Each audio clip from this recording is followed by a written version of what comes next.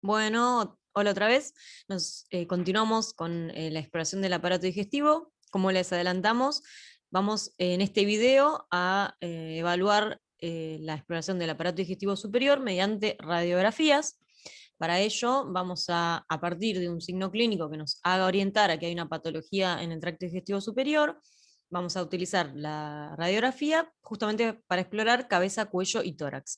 Por una parte vamos a ver imágenes normales para repasar lo que es la radioanatomía normal, y luego seleccionamos algunas enfermedades y situaciones clínicas de muy frecuente aparición en la clínica diaria para poder hacer una identificación de los hallazgos radiográficos básicos. Bien, bueno, entonces las regiones, los órganos que vamos a explorar van a ser, por un lado, la cavidad oral, después el cuello para evaluar faringe y el esófago cervical, y el tórax para evaluar el esófago en la porción intratorácica.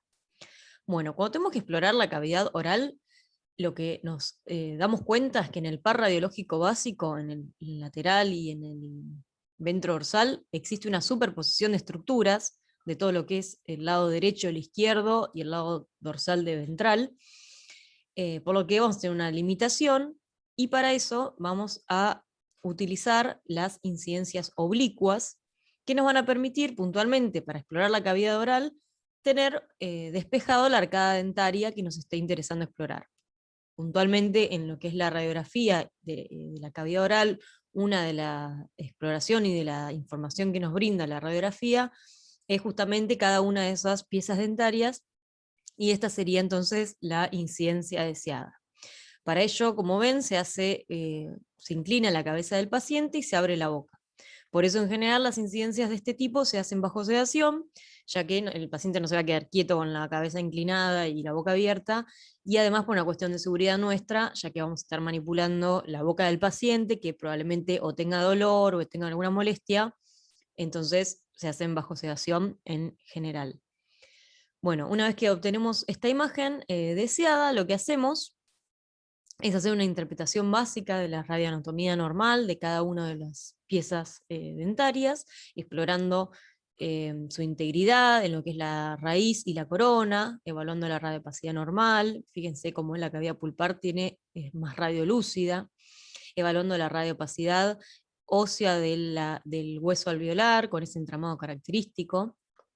Y fíjense esta característica de la zona de inserción del hueso, en donde se ve una línea radiolúcida, o sea negra, que va en relación a las raíces. Eso es el ligamento periodontal, es una estructura muy importante para identificarla, y en forma externa contigua al ligamento encontramos otra línea también delgada, uniforme a lo largo de todas las raíces, pero que es opaca, o sea, es más blanca, que sería la zona de la lámina dura, donde se inserta esa pieza. Bien, esto sería como las características de radioanatomía normal básicas. Continuamos con la exploración, ahí estaban en la línea punteada del ligamento periodontal y la lámina dura. Bien, continuamos con la exploración de la faringe y el esófago, en las incidencias también laterolateral y ventrodorsal. Fíjense, en las ventrodorsales tenemos la superposición de la columna cervical y torácica y la estructura del mediastino, así que vamos a quedarnos acá con las imágenes en lateral para identificar las estructuras normales. Fíjense, en la zona de la faringe la vamos a evaluar normalmente con un aspecto de radiolucidez, ya que tiene aire en su interior. Vamos a poder identificar la zona de la nasofaringe, de la rinofaringe y de la laringofaringe, en busca de alguna alteración en la forma, del tamaño, alguna estructura en su interior anormal. Bien. Y luego, si evaluamos el esófago, yo acá se los indico con una línea, que en realidad lo que les muestro es la zona de proyección esofágica, ya que no se ve en condiciones normales de una radiografía la estructura del esófago, no evaluamos su silueta, porque no tiene un contraste con las estructuras que están adyacentes al mismo, entonces no lo podemos visualizar. Sí es importante, como les digo, saber su zona de trayectoria, ya que si encontramos alguna alteración, alguna cosa rara, algún hallazgo radiográfico en las imágenes, y ese paciente tiene signos que nos hagan sospechar de que hay una patología esofágica, bueno, será correcto seguir indagando en qué es lo que está ocurriendo en ese paciente.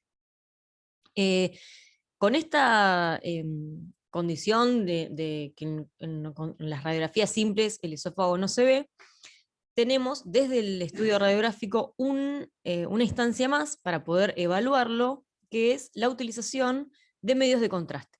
Recordemos que los medios de contraste sirven justamente para evidenciar algún órgano que en condiciones normales, en la radiografía simple, no la vemos. Lo que se hace con las esofagografías es administrar un medio de contraste positivo, recuerden los que tienen aspecto opaco, blanco, se administran por boca e inmediatamente se hace el estudio para visualizar justamente el órgano, la luz, el aspecto de la mucosa, cómo transita ese líquido que le estamos administrando al paciente, si llega en tiempo y forma al estómago, si ese órgano está íntegro o si hay alguna perforación en el mismo. Fíjense el aspecto normal que debería tener un esófago contrastado.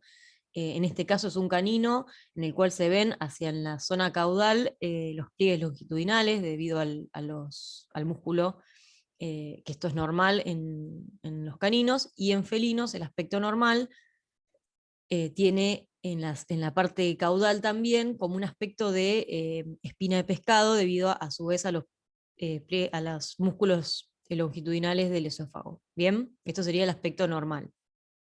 Dentro de los contrastes positivos, recordemos, teníamos dos, el sulfato de bario y las sustancias iodadas.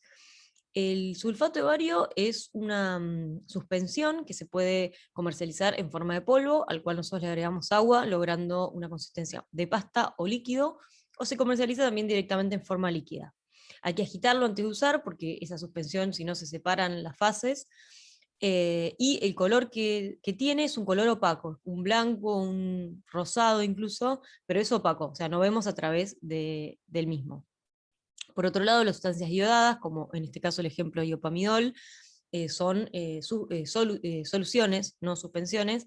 No hay una separación de fase, las partículas son más chicas y el color que tiene es un color transparente. Cuando utilizamos uno u otro, los dos se administran por vía oral para hacer la esofagografía, y cuando lo utilizamos uno por otro en general, utilizamos varios ya que es más económico. Pero si sospechamos que el esófago está perforado, el bario está contraindicado, porque si cae en una cavidad, como la cavidad pleural, por ejemplo, genera una reacción inflamatoria de tipo granulomatosa muy importante, que genera, bueno, daño en el organismo, entonces está contraindicada en ese caso.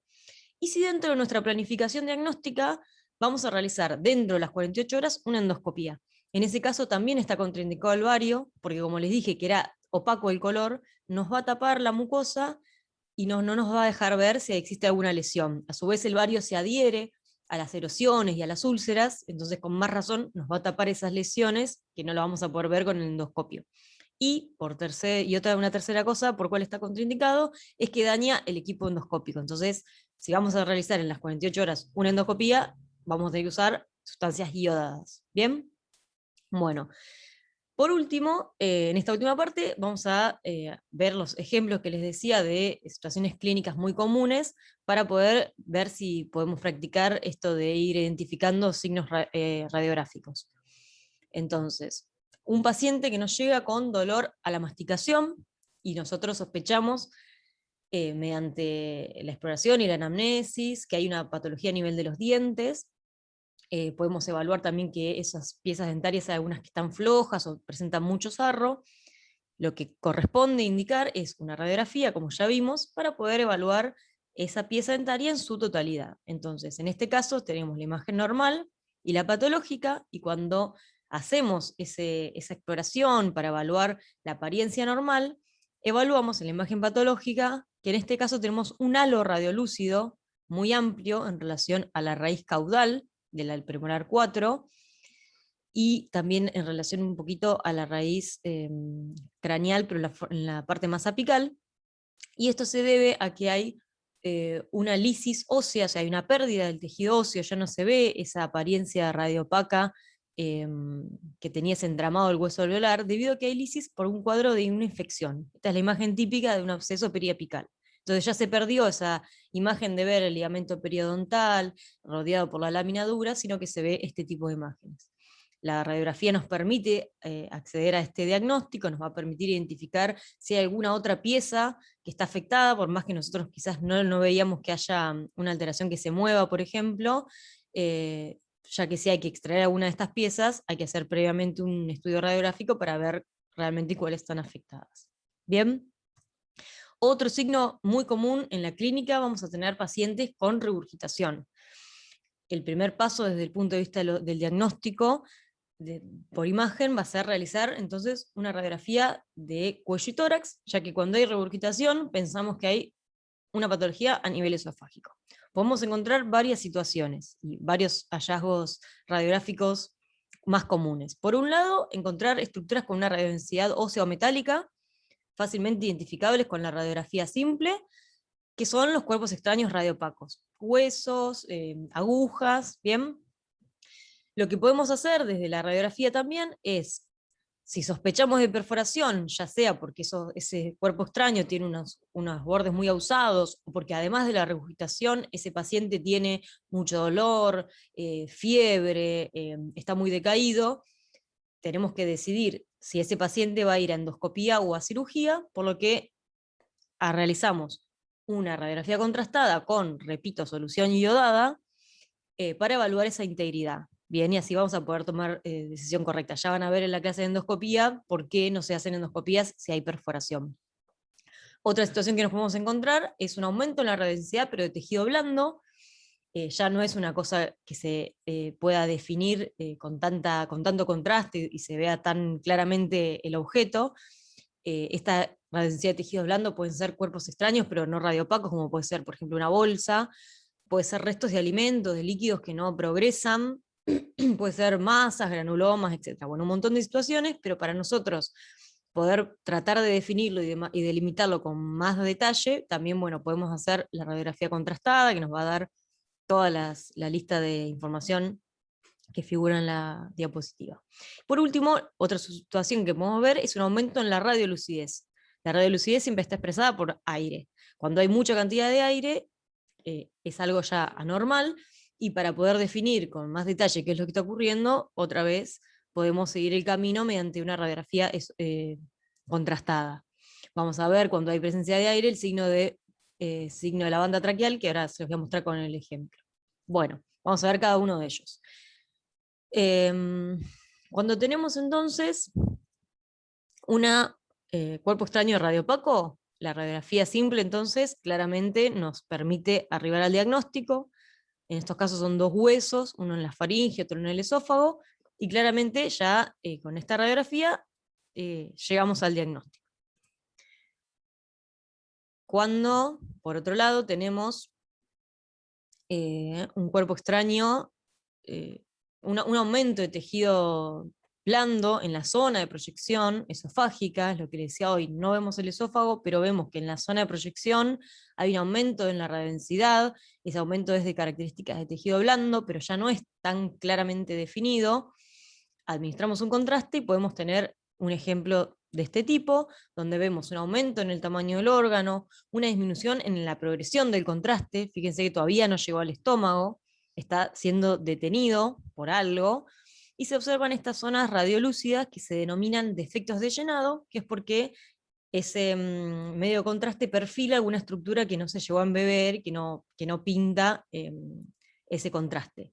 Esto es porque se encontraba un trapo que el paciente había ingerido, entonces se veía de esta manera. Entonces, en este caso, el diagnóstico pudo ser definido o más delimitado con la administración de un contraste, y después, bueno, habrá que o endoscopía o cirugía para extraerlo, ¿bien?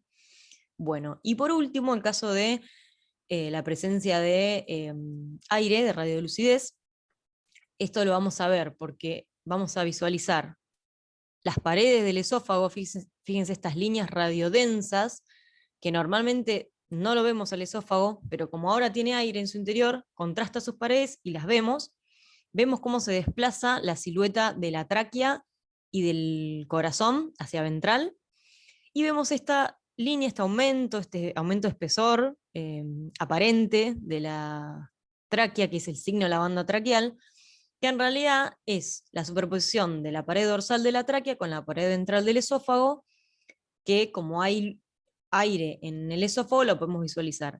A nosotros simplemente para que les quede, cuando ven esta estructura radiodensa endorsada de la tráquea, es un indicativo de que hay mucha cantidad de aire en el esófago. Si hay mucha cantidad de aire en el esófago, esto es patológico y tenemos que indagar por qué.